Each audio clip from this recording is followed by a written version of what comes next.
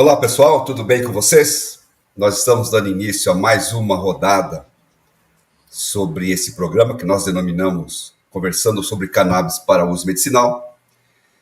Eu sou o Jair Calisto e estou aqui para conduzir essa entrevista juntamente com a doutora Maria José. Eu sou farmacêutico, especialista em produção farmacêutica, regulatórios de qualidade, estou aí há muito tempo na área, várias décadas na área farmacêutica. E há 3 anos estou aí envolvido e trabalhando com cannabis medicinal. Tá?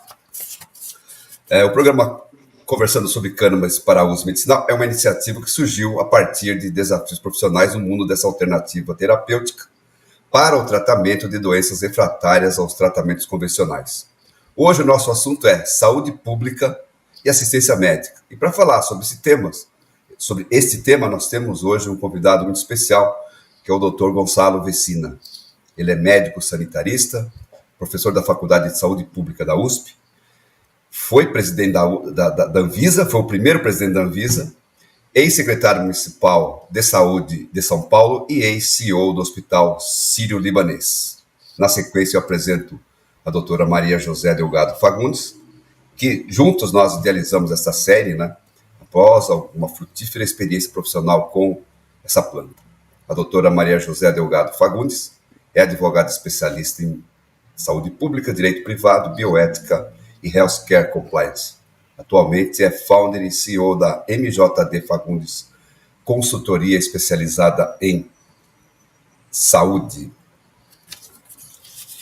E, doutor Gonçalo, muito obrigado por ter aceito esse convite. A gente sabe que o senhor é uma pessoa bastante ocupada e para nós é uma imensa honra tê-lo aqui nessa roda de conversas, podendo aí compartilhar os seus conhecimentos com a gente, tá bom? Muito obrigado. O prazer é todo meu, Jair e Maria Delgado, e a todos que nos assistem. É uma honra estar aqui conversando sobre coisas que são fundamentais para a nossa saúde pública, né? Muito obrigado. Boa noite a todos, doutor Gonçalo, de novo, muito obrigado, é uma honra, uma alegria sempre vê-lo e compartilhar, né, desse seu conhecimento tão profundo da saúde pública e das suas dicas, orientações. Eu acho que nós hoje teremos uma noite aqui de aprendizado e quem for depois assistir o vídeo, com certeza também vai beber de toda essa sabedoria que o senhor tem e compartilha isso com a maior generosidade com as pessoas, né? Então, doutor, a gente sabe que a trajetória profissional do senhor é uma trajetória brilhante, né, em relação à saúde pública. E eu, muito curiosa, né, queria saber aqui como tudo isso aconteceu, né, como que a saúde pública, então, se posiciona nesse cenário brasileiro e como que o senhor se liga, né, a esses movimentos e como que isso hoje pode ser dito aí para o nosso público um pouco mais, né, sobre essa história. Bom, eu entrei na faculdade e me formei na década de 70, né?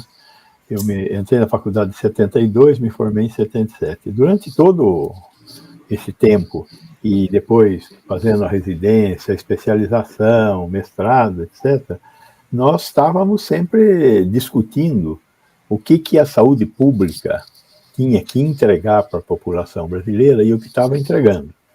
Naquele momento, nós tínhamos uma saúde pública que tinha um pedaço dominado pela Previdência Social, o INAMPS, né, que atendia uma parte importante da população brasileira, particularmente a população urbana. Tínhamos já toda a parte de medicina privada, né, medicina de grupo, as cooperativas, os seguros médicos, os assistência médica própria de empresa, né? Então essa conformação, ela atendia com bastante fracionamento, com bastante problema, né? Atendia uma parte da população brasileira. Alguma coisa em torno de 60%, 65% da população brasileira era atendida por essa dupla entre a Seguridade Social, Previdência Social, e as formas privadas de expressão da medicina, né? Já naquele tempo, nesse final da década de 70, início da década de 80, nós praticamente não tínhamos mais quem pagasse a assistência médica do próprio bolso, porque isso foi ficando muito caro. Então, nós, sanitaristas, nós que estávamos nessa luta, e era uma luta que tinha uma frente, na luta contra a ditadura, contra a falta de democracia, contra a falta de comunicação, contra as instituições que nos representavam enquanto alunos e depois enquanto profissionais, né? Conselhos médicos, sindicato médico, Associação Médica Brasileira, enfim, havia uma luta contra a ditadura e havia uma luta, uma vontade de desenhar um sistema de saúde que fosse mais justo, que não estivesse voltado exclusivamente para aqueles que tinham carteira de trabalho assinada e os que tinham dinheiro para comprar um plano de saúde. Essa discussão, ela teve uma participação muito grande da academia, das universidades, das faculdades da área da saúde, de uma forma geral, por um lado, né? E, por outro lado, entidades da sociedade civil começaram também a participar dessas discussões. Isso tudo vai eclodir em 1986, quando é realizada em Brasília a 8ª Conferência Nacional de Saúde. A 8ª Conferência Nacional de Saúde faz um somatório de todas essas propostas, muitas experiências que, mesmo dentro da ditadura, foram desenvolvidas, né? O PIAS, o Programa de Interiorização das Ações de Saúde e Saneamento, o início do que pode ser chamado hoje Estratégia da Saúde da Família, bem lá atrás, né?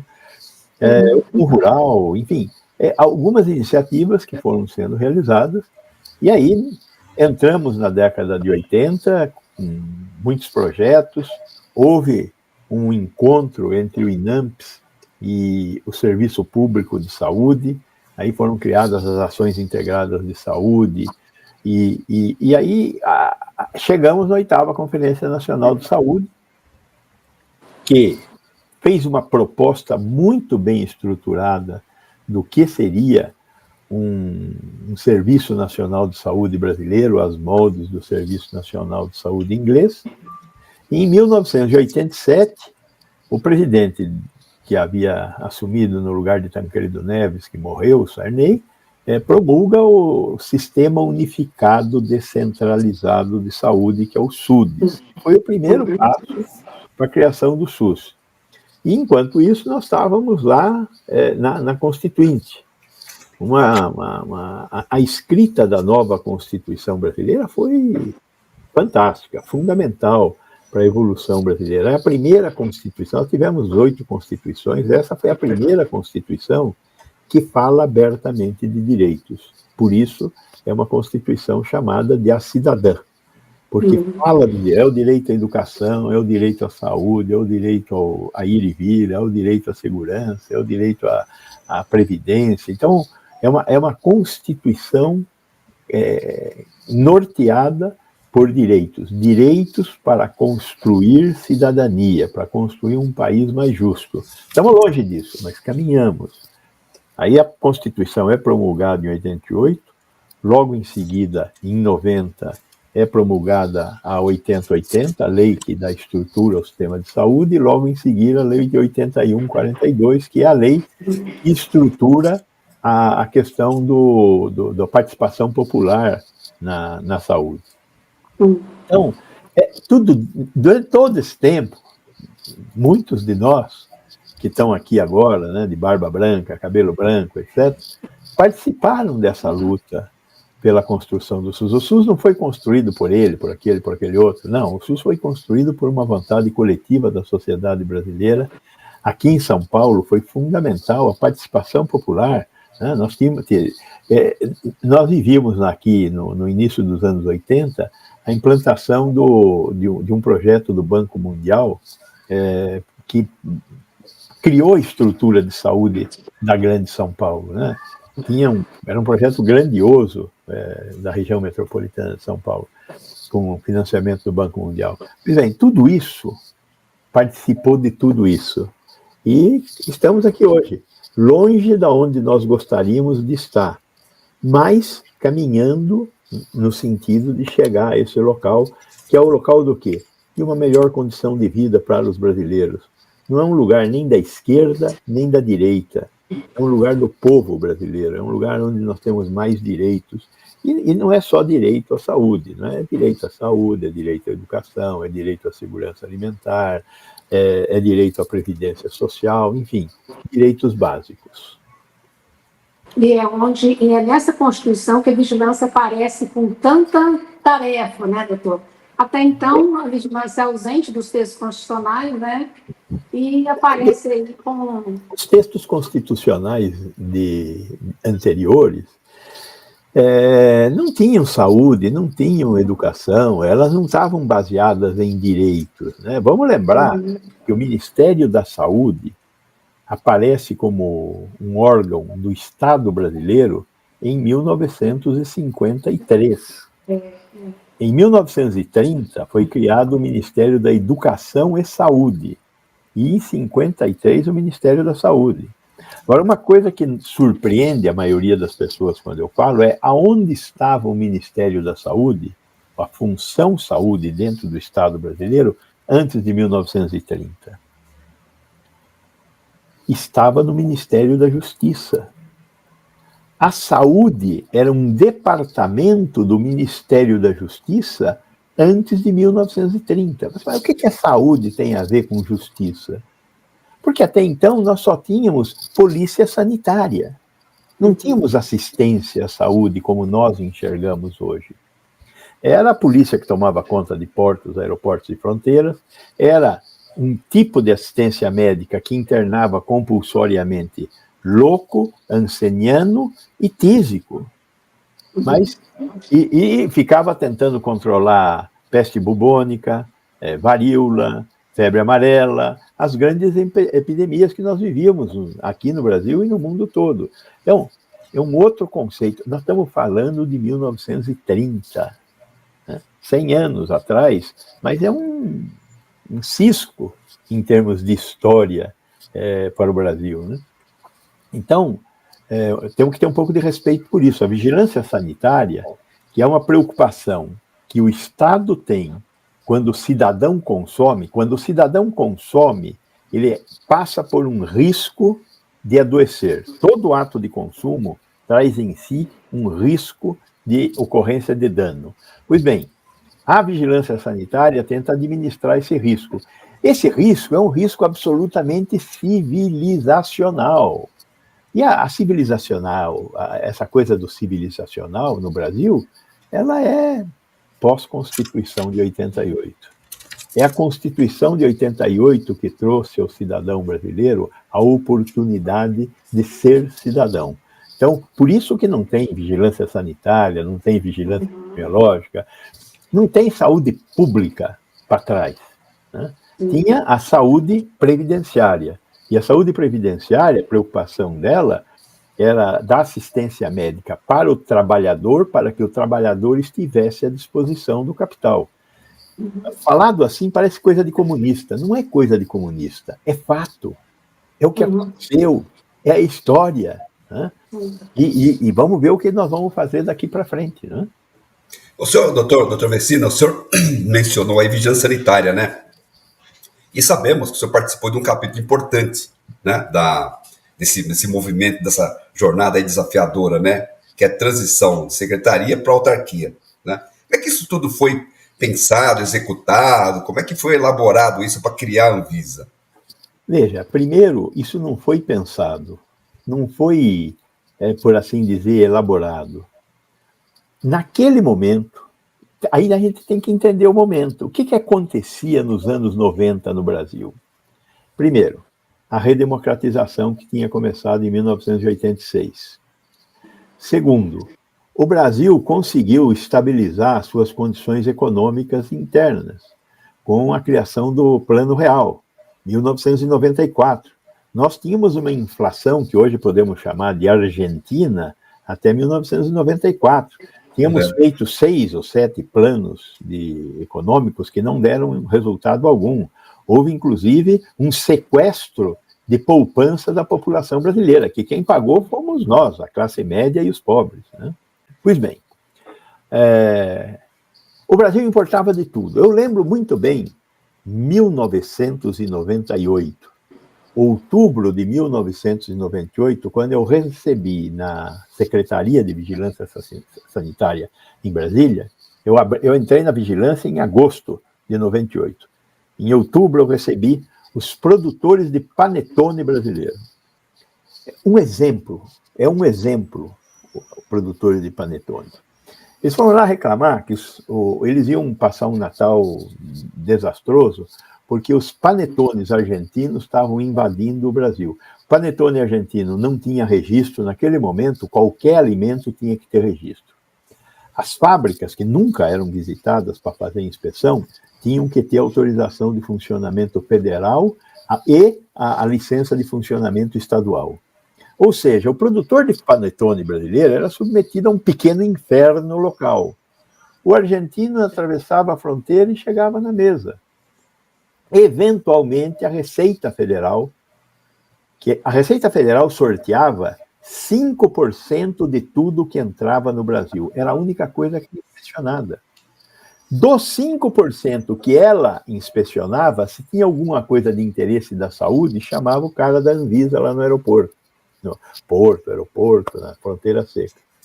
Então, na verdade, o Brasil, que era um país ultra fechado, do dia para a noite se transformou num país ultra aberto. E a indústria brasileira, de qualquer coisa, passou a estar exposta a esse sol.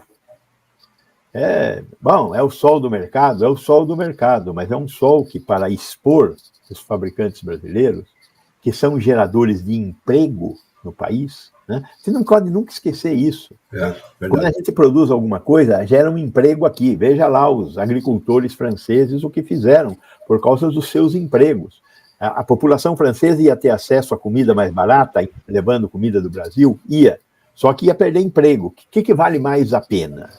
Como é que é esse trade-off? Pois bem, o Collor não fez nenhum cálculo desses. E os caras foram conversar conosco lá. Falaram, olha, será que você não podia pôr os panetones argentinos neste mesmo inferno que nós estamos? Agora, panetone era uma coisa. Em outubro de 98, nós publicamos a portaria 778, e essa portaria exigia que 100% do que entrasse no Brasil tinha que ser inspecionado, e para ser inspecionado tinha que ter registro e autorização de funcionamento da fábrica, onde quer que elas estivessem. Foi um desastre. Não tinha computador, não tinha gente suficiente, mas nós atravessamos isso. A vigilância sanitária brasileira é fruto de um momento, não da vontade de pessoas. É fruto de um amadurecimento da sociedade brasileira em termos de democracia, em termos econômicos e em termos produtivos. Só que foi um processo muito acelerado. Tudo isso aconteceu em 10 anos, né? De 91 a 2001. E a Agência de Vigilância Sanitária, a gente teve a oportunidade de ter um bom ministro, o ministro José Serra, que entendeu esse momento e conseguiu entregar algumas condições fundamentais para que a gente conseguisse estruturar a nova vigilância sanitária brasileira. Uma vigilância sanitária voltada para garantir a segurança sanitária de produtos, esse monte de coisas, e serviços, porque a nova vigilância sanitária incorporou assistência à saúde no Brasil inteiro. E isso foi um marco também, pouco percebido pelos consumidores, pelo cidadão comum, a importância da vigilância sanitária assumir os serviços de saúde. Hoje a vigilância sanitária é a única entidade da saúde que se preocupa com segurança e qualidade na assistência médica no Brasil. Então, essa transformação, portanto, não foi fruto do Gonçalo, da dona Maria José, não, isso foi fruto da vontade da sociedade brasileira, que empurrou o Estado a cumprir essa vontade. Legal. E dando continuidade a esse assunto de vigilância, o senhor acha que o arcabouço regulatório nosso é suficiente? Temos muitas leis, normas em excesso? Podia ser um processo, digamos, simplificado? Qual seria a sua opinião sobre esse... Essa questão é uma questão de depende de onde você está. Então, se você é um fabricante, você acha que é demais. Se você é um cidadão, e aí você pode pegar o cidadão e os seus amigos, né, Ministério Público, esse negócio de consumidor, etc., você acha que é de menos. Né? Eu não tenho dúvida de que a vigilância sanitária brasileira é igual ou muito semelhante à vigilância sanitária nos países desenvolvidos da Europa, no Canadá, na Austrália, no Japão, Concordo. nos Estados Unidos. Vai lá ver o que tem de coisa escrita no FDA. Toneladas de papel. Por quê? Porque o agente do poder público tem que ter limitada a sua capacidade de discricionariedade. E isso se faz através da construção de um arcabouço legal. Então, a vigilância sanitária não tem mais coisa escrita do que deveria ter, na minha opinião. Quer dizer, quando eu olho o que acontece no Japão, e nós olhamos, eu participei da construção da revisão de todas as normas que nós fizemos nesses 5 anos que eu estive na vigilância sanitária, nunca deixei, diante de fazer qualquer coisa, fazer um benchmarking. O que os Estados Unidos fazem? O que o Japão faz? O que a Europa faz? E vamos trazer esse povo aqui para conversar. Às vezes chamavam também aqui a ANMAT da Argentina, o INVIMA da Colômbia, o Instituto de Saúde Pública do Chile, para ouvir também o que está acontecendo nos países que estão aqui em torno. Afinal de contas, nós tínhamos o Mercosul, e muitas dessas coisas tinham que passar pelo Mercosul.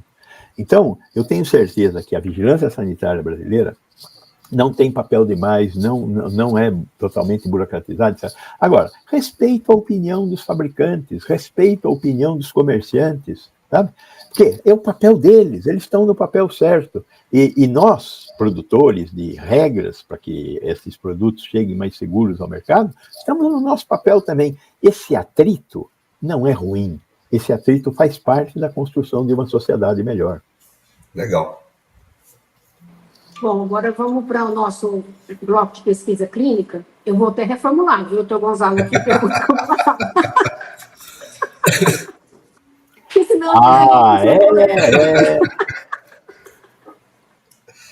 Então, tá, a gente acaba acompanhando, né, toda essa discussão da pesquisa clínica aí ao longo de tanta tarefa que a gente ficou envolvida, tanto no Estado quanto na iniciativa privada.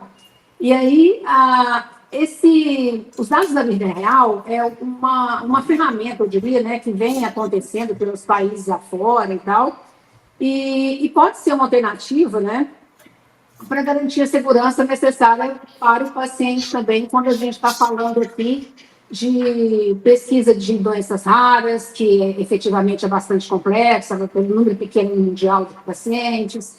Eu defenderia para cannabis, em algumas condições para cannabis, para uso medicinal.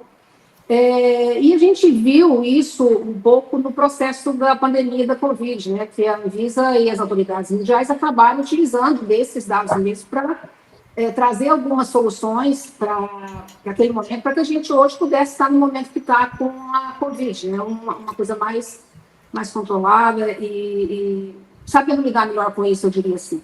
E aí eu queria ouvir o senhor sobre essa alternativa, essa ferramenta também, que tem critério, né? O ICH definiu o critério, a Anvisa tem o guia, né?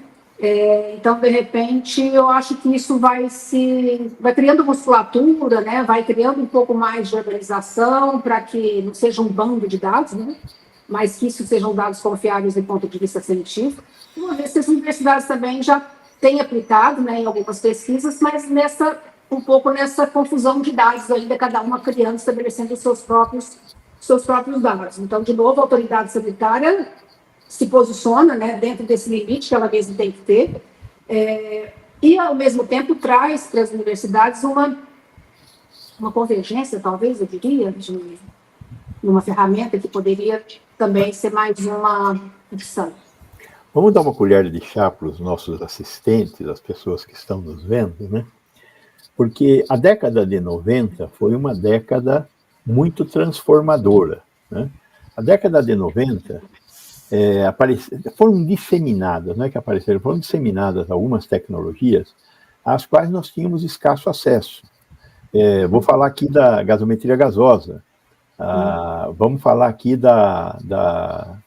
dos aparelhos que conseguem enxergar moléculas, né?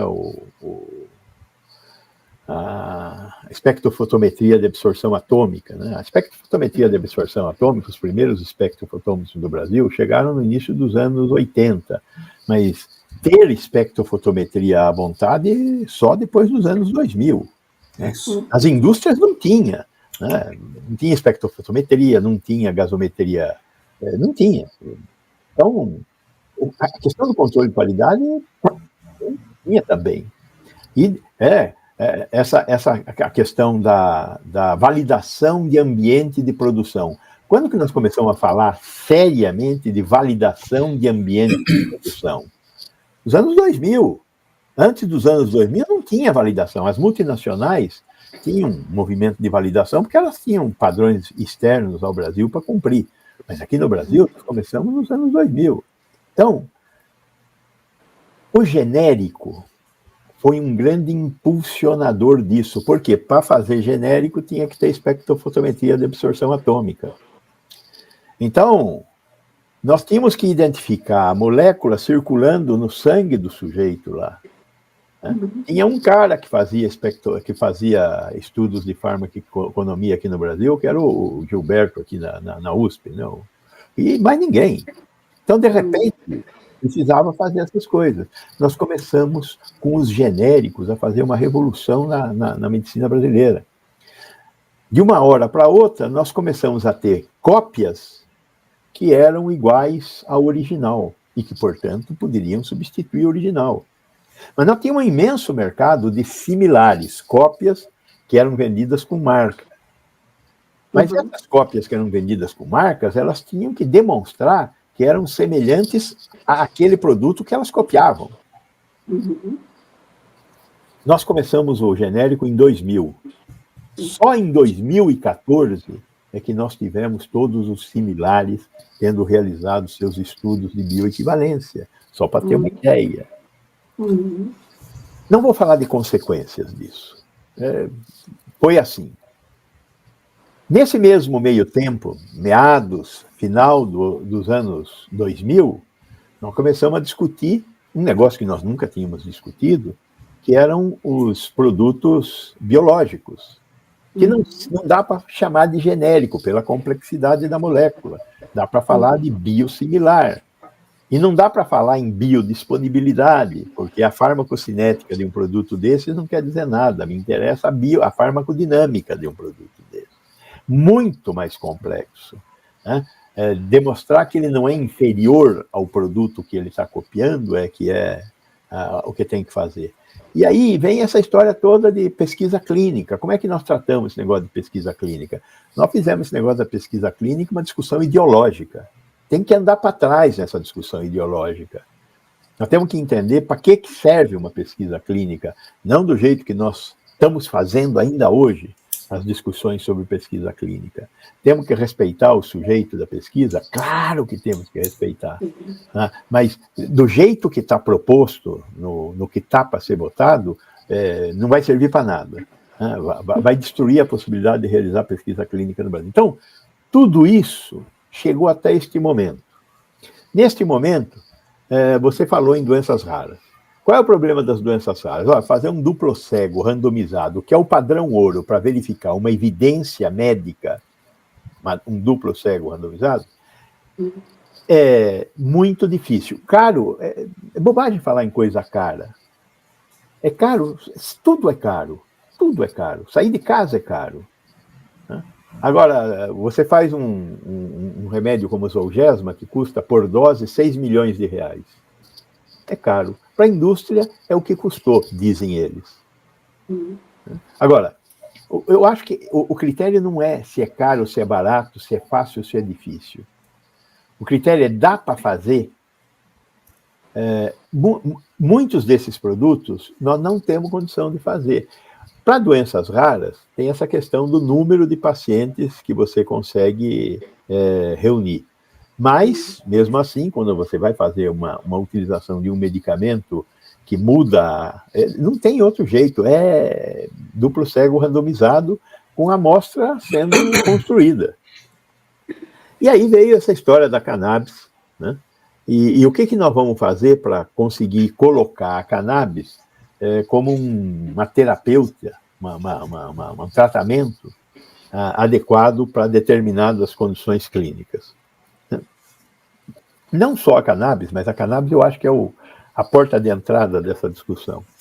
E aí, mundialmente, de novo, mundialmente, o ICH, né, a International Conference for Harmonization, está trazendo a possibilidade de utilizar isso que está sendo chamado aí nessa guia 64, que está em consulta pública, boas práticas para estudos de dados do mundo real. Por que de mundo real? Porque o mundo da pesquisa clínica é o mundo da segurança e da eficácia. E esse mundo é um mundo contido por um conjunto de regras que definem como se faz um estudo duplo cego randomizado. Esse estudo é um estudo de mundo real? Não é um estudo de mundo real, não é um estudo de mundo fantasia, não é disso que nós estamos falando, mas é um estudo onde tudo é controlado. E no mundo real, a grande maioria das coisas não são controladas. Agora, essa guia, ela propõe algumas questões fundamentais, né? Precisa ter uma boa pergunta de pesquisa. É uma pesquisa? É uma pesquisa. O arcabouço da realização dessa pesquisa é o que está sendo utilizado fora do Brasil.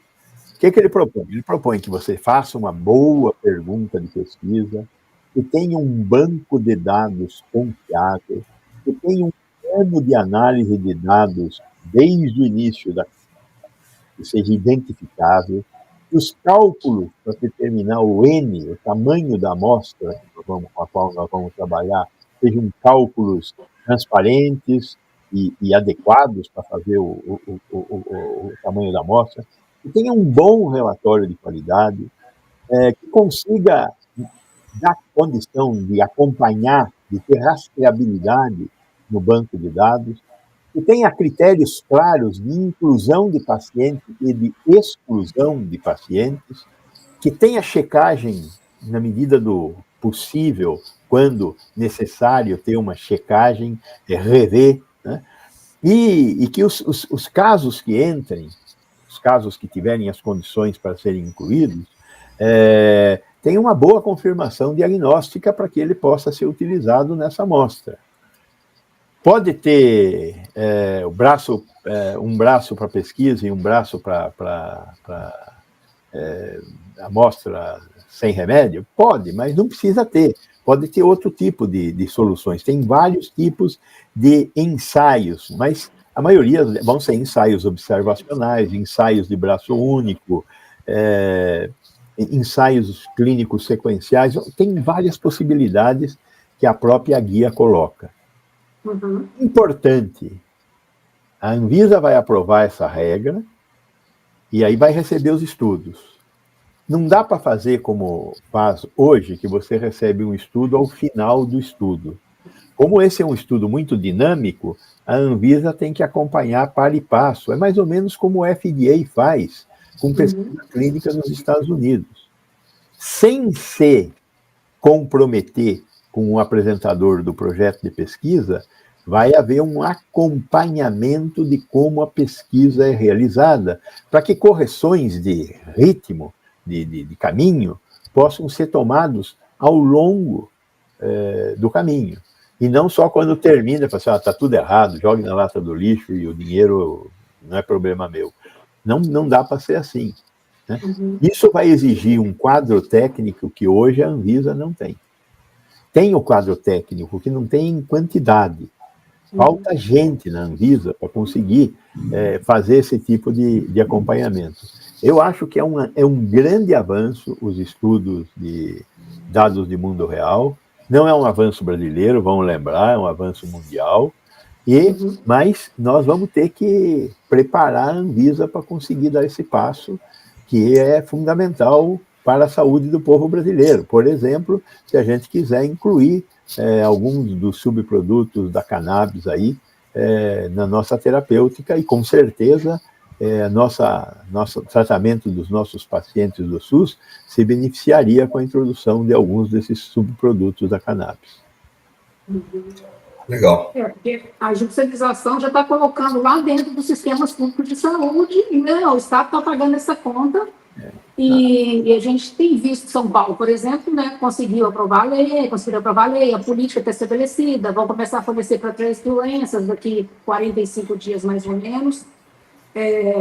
E aí eu acho que isso também alastrou esse processo legal pelo país, e está todo mundo tentando encontrar aí medidas para garantir também esse tipo de acesso, que hoje já está comprometido pelos altos valores da judicialização, tanto do Ministério da Saúde, quanto popularizado até para os pequenos municípios. A judicialização é um sintoma da impotência do Estado em resolver o acesso. Só por isso existe judicialização. A maioria dos países civilizados não tem judicialização na assistência farmacêutica porque tem uma política de assistência farmacêutica. Esse é o grande problema, na minha opinião, entre tantos problemas que o nosso SUS tem este. Nasceu em política de assistência farmacêutica. Temos a Farmácia Popular do Brasil, que dá acesso a medicamentos para hipertensão, diabetes, asma e anticoncepcionais. Agora, é muito importante isso, não dá para diminuir o valor de ter remédio para hipertensão e diabetes, que são duas doenças que acometem 20% da população brasileira. Agora, é insuficiente. Nos países que têm serviços nacionais de saúde, Espanha, Portugal, Itália, Inglaterra, França, Alemanha, Holanda, Bélgica, todos eles, inclusive os Estados Unidos, têm, com os planos de saúde deles lá, entregam o medicamento. Nós não entregamos o medicamento. Então, eu acho que esse passo é um passo que ainda falta para o SUS dar. Como nós temos muitos problemas de financiamento, eu acho que vai demorar um pouco para dar esse passo. Espero que a gente não ande para trás. Nós temos lá a questão desses medicamentos da Farmácia Popular do Brasil, temos os medicamentos de alto custo que são distribuídos com um sistema bastante complexo, que poderia ser muito simplificado, este sim, poderia ser simplificado e custar menos para o Estado. Temos a distribuição de medicamentos estratégicos para tuberculose, hanseníase, AIDS e esquizofrenia, tem esses medicamentos sendo distribuídos, e tem a farmácia básica.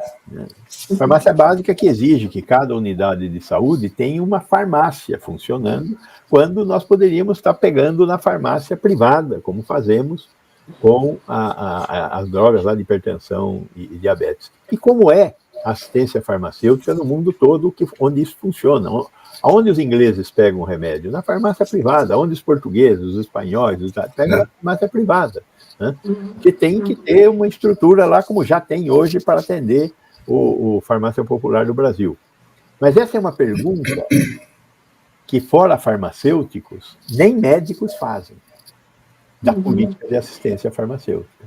Então, isto tem gerado uma grande judicialização. Mas esse é um caminho muito mais difícil de ser trilhado. Mas não tenha dúvida, se algum dia a gente quiser acabar com a judicialização, vamos ter que ter uma boa política de assistência farmacêutica. Como acontece com a AIDS. Na AIDS não tem judicialização. Agora está aparecendo um remédio novo aí que custa muito caro. Vamos ver o que vai acontecer para a absorção desse remédio. Nós temos uma população de 1 milhão de portadores de vírus da AIDS, e cerca de 500 deles precisariam estar utilizando esse novo medicamento, que vai custar uma pequena fortuna. Nós já tivemos, há pouco tempo atrás, outra briga por causa do medicamento, o Sofosbuvir, para tratamento de hepatite C. Mas conseguimos negociar com o fabricante. Vamos ver. Tem caminhos. Sim. Então, assim, bom, a gente sabe que já teve submissão na Conitec, dos produtos de cannabis, tanto o registrado quanto esse de autorização sanitária, os dois foram negados à incorporação no sistema público, isso há algum tempo atrás, aonde por falta de evidências científicas, né, foram os dois indeferimentos que aconteceram na mesma linha. Então, assim, essa incorporação que seria, né, o que a gente tradicionalmente vê, de novo, doenças raras, né, a incorporação de produtos para a glucose e amiloidose, ela só ocorreu por conta dos valores que estavam sendo judicializados. A judicialização tem um pouco desse caráter também democrático, né, de empurrar o Estado para dar soluções. A AIDS foi a mesma coisa. E, assim, eu só fico assim, pensando por que tem que ser por esse caminho, né? Já conheço a história, por que não muda um pouco da história? Veja, de um lado você tem tudo isso, de um lado você tem tudo isso a seu favor. Do outro lado, você tem a ivermectina, você tem o remédio de malária lá, que não me lembro o nome, você tem a fosfoetanolamina. Então, o caminho do meio é o caminho mais certo, embora dê trabalho. Sim. Dê trabalho e custe caro para todo mundo, né, do Gonzaga, e acesso também reduzido. Custa mais caro da fosfoetanolamina. Custa mais caro da cloroquina. Cloroquina.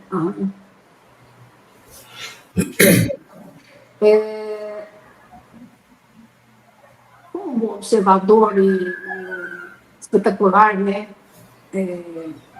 personagem da saúde pública brasileira, qual que é o caminho que o senhor acha que a cannabis precisa de trilhar? Porque, assim, a gente tem visto as associações melhorando seus processos, ou parcerias com a universidade, ou investindo, né, o que tem de retorno para elas mesmas, se transformando em pequenas empresas, para atender o que está posto na Anvisa. As empresas que trazem importado, toda a regra de importar que o senhor implementou no Brasil, né, que ela continua igual. As empresas têm que ser localizadas, existe um padrão, e a fabricação nacional a gente tem para 2 empresas, né? Já temos no Brasil, e uma possibilidade também de fabricação de IFA nacional a partir da importação do material de partida. Isso também já é uma realidade. Ainda, claro, já estão autorizadas, mas estão em processo de adequação para os termos finais em relação à chegada desse material de partida. Então, a gente vê que isso andou, né, olhando de 2014 para cá, isso andou de maneira bastante razoável, está na pauta de tudo quanto é lugar. O Congresso está com outras pautas, né, o Congresso está com outras pautas, e então os estados estão também empurrando por leis, até municipais, né, para garantia de acesso. E qual que é o caminho que o senhor acha, doutor? Conta para nós. Enquanto um deputado daqueles que estão lá em Brasília hoje, um senador daqueles que estão lá em Brasília hoje, não tiverem vergonha de fazer o que eles estão fazendo neste momento com a questão do consumo de drogas, quer dizer, eles querem tem uma lei aprovada por eles, não por esta legislatura, mas pelo Congresso, tem uma lei aprovada por eles dizendo que consumidor não é criminoso, consumidor, quando muito, é doente. O consumidor, o drogadicto, ele é um doente, tem que ser tratado. Né? Se ele quiser ser tratado, tem que ser tratado se ele quiser ser tratado, é vontade dele. Né? Enquanto um legislador desses não tiver vergonha de fazer o que eles estão fazendo, de criminalizar a posse de qualquer tipo de droga, eu acho que nós não vamos avançar com a questão da cannabis. Aí não vamos avançar com um monte de outras questões. Agora, tem que levar essa discussão para o Congresso. Todos nós temos que levar essa discussão para o Congresso. Que existe um conjunto de medicamentos que são extraídos da cannabis. E nós temos que plantar cannabis para conseguir extrair esses medicamentos. E esses medicamentos têm que ser colocados à disposição da população, que uma parte deles é industrializado, mas uma parte deles é manipulado. Agora, esses caras, os nossos congressistas, têm que ter vergonha do que eles estão fazendo hoje, só para brigar com o Supremo Tribunal Federal. É inadmissível que isso esteja acontecendo no Congresso brasileiro hoje, por picuinha com o Supremo Tribunal Federal. É nítida essa disposição do Senado brasileiro e do presidente do Senado brasileiro em relação à votação que é necessária ser feita para dizer qual é a quantidade de produto. No caso, eles estão falando só de maconha. O problema não é só maconha, é cocaína, é crack, é heroína, são as drogas sintéticas. Todas elas têm uma quantidade que o traficante não carrega, quem carrega é o consumidor. E esse consumidor não tem como ser penalizado por carregar, por ser um consumidor. Então, agora, entrar nessa discussão que o Congresso está fazendo hoje de penalizar o consumidor é de uma vergonha sem tamanho. Agora, estes sacripantas não têm vergonha disso. Então, eu acho que as associações de cannabis, o povo que precisa desses remédios, que fique de orelhas em pé, porque eles vão ser varridos por conta dessa nova legislação. Doutor Gonçalo, o senhor falou que no começo a saúde estava lá no Ministério da Justiça, e a história da cannabis também está sendo discutida na Senac, né? O mundo dá a volta e ele para no mesmo lugar. Veja, a Senac é muito mal constituída. Quando eu era presidente da Anvisa, a Senac tentou, por todos os jeitos, criminalizar o Santo Daime. Quem se colocou contra fui eu, e contei com a ajuda fundamental do professor Eliseu Carlini. O Carlini me ajudou muito, porque o Carlini falou, eu proponho fazer um estudo sobre a questão das duas raízes aí, e para dizer se elas produzem independência ou não. Então, o Carlini foi fundamental, mas senão aqueles doidos tinham criminalizado uma religião aí, que é o Santo Daime. Que tem muita gente que vai lá tomar o pó, não sei o quê. Tem, eu sei que tem. Mas, de novo, né? Que nós temos a ver com a vontade individual das pessoas, né? O monte de idiotas, psiquiatras e etc., que acham que é possível você falar para a pessoa, você não está proibido de consumir, então vamos voltar à década de 30 lá nos Estados Unidos, uma lei seca. Não, a lei seca só ajudou a existência de criminosos, como Al Capone, mais nada, né? E é isso que esses nossos legisladores têm, uma associação, no mínimo, é a única coisa que explica, com os criminosos. A Senado disse que vai publicar o decreto, né, resolvendo as questões em relação a cannabis, inclusive o plantio. Eu estou aqui bastante ansiosa, eu participo de um grupo de advogados, era da cannabis, agora eles resolveram chamar da maconha. E são mais ou menos uns 270 e tal. E é muito interessante o trabalho que esse grupo faz. Eles participam ativamente lá na Senad, eles participam com relatoria, coordenação. Estão fazendo um trabalho que eu estou acreditando que pode vir algo melhor aí, porque é uma turma que luta pelo direito, né, de uma maneira ampla do que a gente está conversando aqui. E eu acredito, a expectativa é que possa vir algo que pelo menos defina a questão do plantio, que é muito importante para a gente, inclusive, ter uma produção nacional realmente, porque isso hoje está só com as associações, né? As empresas que têm interesse também não conseguem avançar nessa pauta. Tem um ditado espanhol que foi dito por um espanhol no início da guerra contra os árabes, lá no ano 1200. Os espanhóis tiveram uma má ideia de expulsar os árabes da Península Ibérica. E, na primeira grande batalha, eles perderam a batalha de Covadonga. E aí o espanhol falou assim, com aquele cinismo espanhol, né? E vieram os árabes e nos deram um pau, porque Deus ajuda aos maus quando os maus estão em maior número do que os bons. Então, minha cara, ou aumenta o número de bons, ou vai continuar levando pau. Ai, doutor Gonçalo, você realmente é muito especial. Já então, agora acho que é com você aí, essa... Olha, Maria José, eu estava dando uma olhada aqui, o doutor Vecina, ele é tão didático e ele tem todas as histórias, que eu vi que ele abrangeu quase tudo que a gente... ele abrangeu tudo aqui, né? O caminho da cannabis, já falou. se pode ser incluído no rol de medicamentos, ele já abrangeu praticamente tudo, pelo menos é o que eu estou vendo. Tem uma pergunta aqui, que ele falou assim, muito rapidamente, ele mencionou a questão da assistência farmacêutica e assistência médica, né?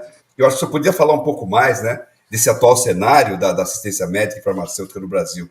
Eu acho que precisa ficar claro para as pessoas que a assistência médica é uma parte. A assistência médica hoje termina com o diagnóstico. Aí a pessoa se vira para conseguir o remédio. E para algumas condições, nos últimos 15, 20 anos, nós tivemos a sensibilidade de entender que o Estado tinha que participar da construção do acesso, que é o caso da hipertensão, diabetes, dos produtos de alto custo. Além disso, os tais dos medicamentos estratégicos, que são voltados para doenças em que nós temos uma prevalência ainda elevada, que é o caso da hanseníase, da tuberculose, da esquizofrenia e da AIDS, né? E garantir o acesso a medicamentos, sem o que nós iríamos estar dando condições de aumentar ainda mais a prevalência. Quer dizer, quanto mais casos de tuberculose eu tenho não tratados, mais incidência eu vou ter. Quanto mais casos de AIDS eu tenho não tratados, mais casos de AIDS eu vou ter. Então, a prevalência alimenta a incidência. Então, tem que haver um cuidado com isso. E é o que nós estamos vendo com essas políticas fracionadas, né? São políticas que pegam um pedaço do problema assistência farmacêutica para tentar resolvê-lo, pelo menos para essas doenças mais complexas do ponto de vista da saúde pública. E as doenças de alto custo, né? Muitos cânceres, as doenças raras, né? Então, nós temos dado alguma resposta, mas, de novo, é uma resposta parcial, né? E o brasileiro não tem essa noção de que ele tem um arremedo de política de assistência farmacêutica.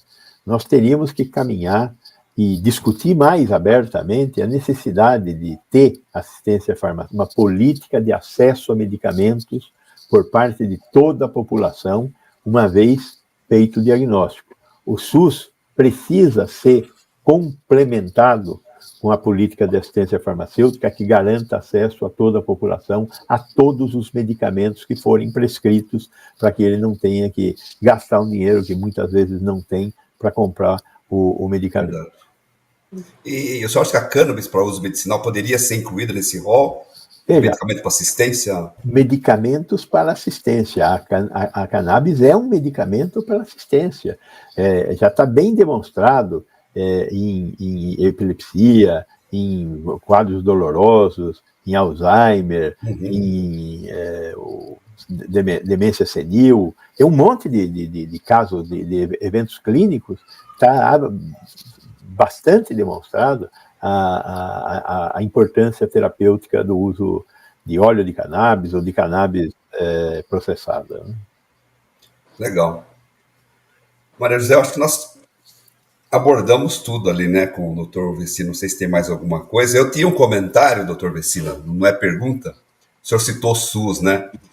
Talvez as pessoas não conheçam, né, o leigo, as pessoas, mesmo pessoas da área da saúde mesmo, viu, no qual eu me incluo, né, como farmacêutico, não conhece adequadamente o SUS e tem uma visão distorcida. Eu acredito que o SUS é um sistema de saúde muito bem desenvolvido. Claro, tem defeitos, a gente sabe, mas eu vejo que é uma referência até para outros países, porque a gente sabe que tem países que não têm o sistema, né? Até Estados Unidos, por exemplo, não tem um sistema de saúde. Se você não tiver dinheiro, você está lá bem lascado, né? Então, o SUS é um exemplo de algo muito bem desenvolvido no país, pelo menos essa é a minha opinião. Não, e de fato o SUS, com a sua estrutura, com esses 30 e poucos anos de vivência, ele demonstrou sua fortaleza. Demonstrou também onde nós temos problemas. O grande problema do SUS é, sem sombra de dúvida, a quantidade de dinheiro que nós colocamos.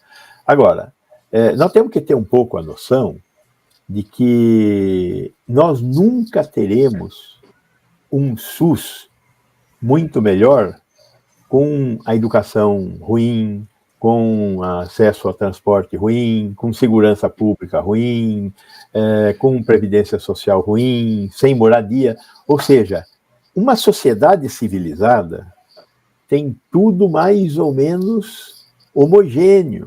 Quer dizer, nós temos que esperar que o Brasil tenha condição, graças à evolução da sua capacidade econômica, da sua colocação no mercado mundial, de conseguir garantir educação, saúde, previdência social, mais ou menos semelhante para todos.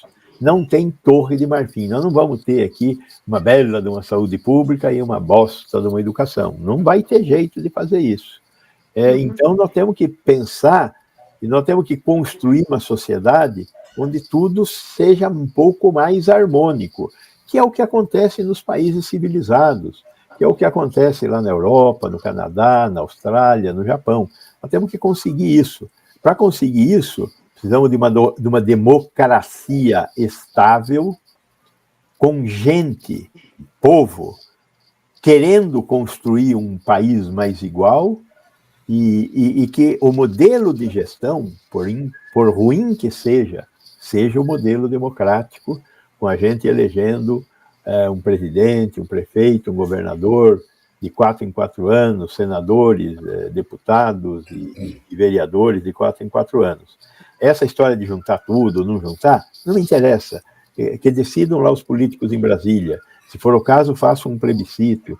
Mas o que nós temos que garantir é que nós tenhamos uma democracia funcional, uma democracia real, né? Não uma brincadeira como essas que nós estamos vendo aí do Bukele, da Venezuela, da Nicarágua. Não, eu quero uma democracia de verdade, uma democracia que funcione como as democracias europeias.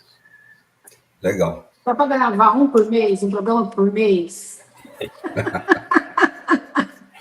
Bom, Maria José. Doutor Vecina... É uma alegria mesmo, viu, estar aqui com o senhor, meu Deus. Ele tem a história da saúde pública, né, assim... E essa cabecinha, assim, que fica maquinando tudo para contar para a gente as suas avaliações, que são tão profundas, né, de uma maneira também didática. O professor aí, né, vem à tona e traz todas essas informações de uma maneira que todo mundo entenda. Doutor Gonzalo, agradeço muito. Bom é ter amigos. Muito obrigado, Maria José. Eu agradeço muito o tempo do senhor, a disponibilidade, né? Quando eu convidei, o senhor rapidamente aceitou, e eu fiquei muito feliz de poder estar aqui conversando com o senhor hoje e propiciar, né, para quem tiver acesso a essa viagem, né, na história que a gente fez aqui, e essas considerações para a cannabis, as dicas para a turma que está na luta, né, dos pacientes, e de todo mundo que está na luta aí pela cannabis para uso medicinal. E aí a gente chama, né, todos que fiquem atentos às nossas rodas de conversa. Esse ano, assim, a gente está assim, numa programação caprichada. Começando aqui pelo Dr. Gonzalo, não que as outras não tivessem sido. Nós tivemos rodas de conversa muito legais sobre cannabis, com uma diversidade imensa. E aí, mas a gente está assim, se esforçando cada vez mais para trazer as novidades, né, as avaliações das personalidades do país. E eu acho que esse esforço também vale a pena por conta do número de pessoas que nos ouvem, né, e nos assistem, e eu acho que esse é um dever de quem está aqui propiciando algum tipo de conhecimento. Então, eu agradeço mais uma vez, doutor Gonzalo. Muito obrigado. E as ordens. Precisando, me chamem. Obrigado. Foi uma honra entrevistá-lo, doutor Vecina. O senhor é uma personalidade ímpar da área da saúde. Muito obrigado. Muito obrigado por essa oportunidade para nós. Ok, obrigado, Jair. Foi um prazer revê-lo, né? Igualmente. Muito obrigado. Seu Gonzalo, boa noite. Obrigada. Boa noite. Tudo de bom. Tudo de bom para vocês também. Tchau, tchau. Tchau.